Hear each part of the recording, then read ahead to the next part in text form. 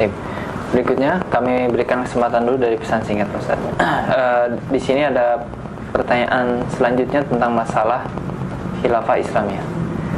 Ustaz, ada jamaah yang ma'ruf, yaitu seperti Hizbullah dan juga jamaah sejenisnya yang seringkali mendeklarasikan untuk berdirinya khilafah Islamiyah.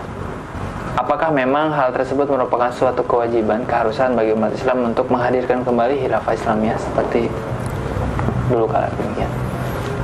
Baik. Ya, semoga Allah SWT mengembalikan kejayaan muslimin dan Islam itu sendiri. Kalau Islam tetap akan mulia, ya. Sebagaimana sabda Nabi SAW, Al-Islamu ya'lu wa la yu'la alaih. Islam itu selalu mulia dan tertinggi dan tidak akan pernah terkalahkan. Yang membuat banyak umat Islam sekarang merasa dirinya tidak jaya, itu bukan karena Islam, tapi karena perilaku mereka secara individual yang jauh dari Islam sendiri. Karena Islam tidak pernah berubah dari zaman Nabi SAW.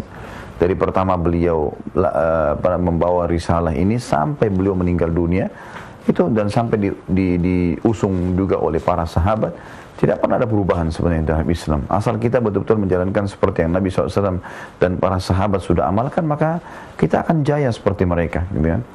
Seperti itulah. Nah, sekarang kalau kelompok yang dikatakan memang memanggil untuk mendirikan khilafah Islamiyah, mungkin kalau menurut saya bukan Hizbullah namanya.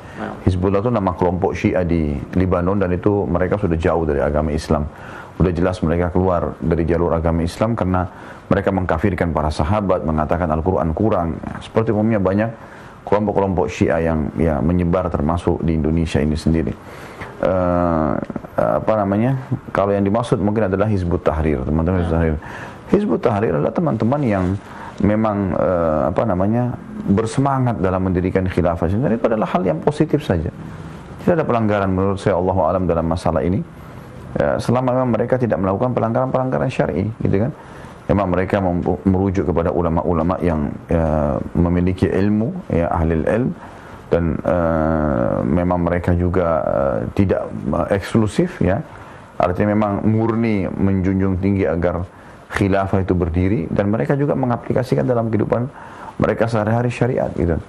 Dan ada juga salah satu guru saya dulu di Mekah, semoga Allah sembuhkan beliau, lagi sakit sekarang, Syekh Muhammad Jamil Zainu, yang saya sangat muliakan beliau.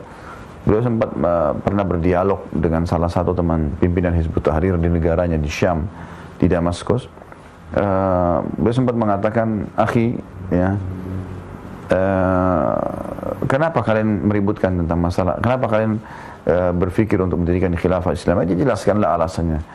Lalu kata Syekh Muhammad Jamil Zainu, terus menurut kalian selama khilafah itu belum berdiri, bagaimana dengan syariat Allah Subhanahu wa taala? Khilafah yang kalian targetkan harus ada satu khalifah yang memimpin seluruh dunia Islam, jadi kan seperti dulu zaman khilafah yang masih ada. Bagaimana menurut Anda dengan syariat Islam? Apakah diterapkan? Maka Syekh bilang, saya kaget karena tiba-tiba jawabannya mengatakan tidak perlu diterapkan. Jadi syariat tidak wajib.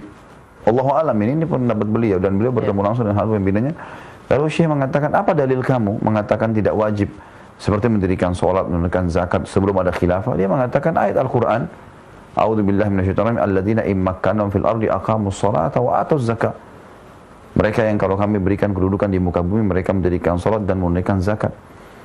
Lalu Syekh pun akhirnya menghardik mereka. Ayat itu bukan maksudnya kalau diberikan kekuasaan baru sholat dan zakat, gitu kan. Nabi SAW tidak mencontohkan masalah itu.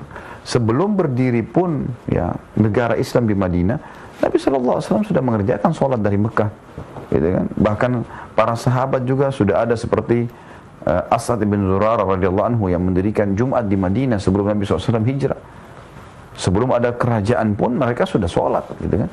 Mereka sudah menjalankan perintah-perintah agama. Nah, ini pemahaman yang keliru dari ayat Al-Quran, dan ini berbahaya sekali. Ya, sedikit menyimpang maka akan terlahirkan mungkin sekian banyak hukum daripada ayat tersebut yang akhirnya menjauhkan seorang muslim dari agama Allah Subhanahu wa taala. Ini berbahaya, saudara-saudaraku. Ya, mudah-mudahan kalau ada yang mengikuti acara kita ini, Allah berikan petunjuk dan membuka hati Anda supaya lebih berhati-hati, ya. Ini agama ini bukan milik kita pribadi, bukan milik saya, bukan milik Anda pribadi, tapi milik Allah Subhanahu wa taala, pencipta langit dan bumi, dan beliau sudah mengutus, dan ia sudah mengutus Rasulnya Muhammad SAW untuk menyempurnakan agama ini. Maka ciplaklah kehidupan Nabi SAW, ikuti beliau. Maka kita insya Allah tidak akan menyimpang dalam masalah ini. Nah,